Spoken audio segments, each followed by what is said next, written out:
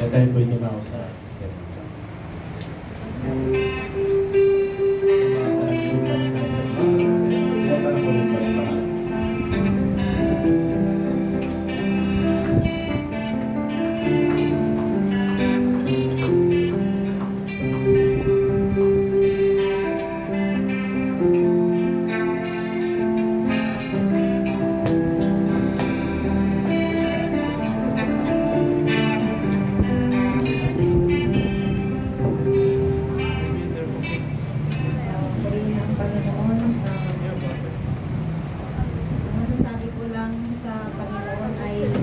Salamat sa buong taon na pinagkaloob niya sa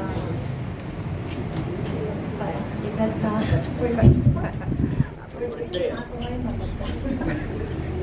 sa edad na 42 mapatid. Salamat sa Panginoon dahil hindi ako pinagkulang.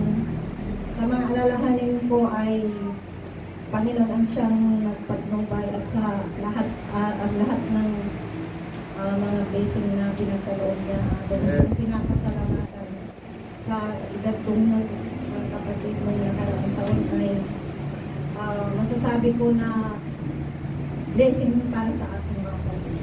Dahil hindi nagkulang ang Diyos sa amin. Kaya sana sa mga susunod na taon ay lalong nakaantapay ang Panginoon sa aming pamilya, sa lahat ng mga lahat ko sa buhay. At sana ay na mag-improve ang aming pananampalataya.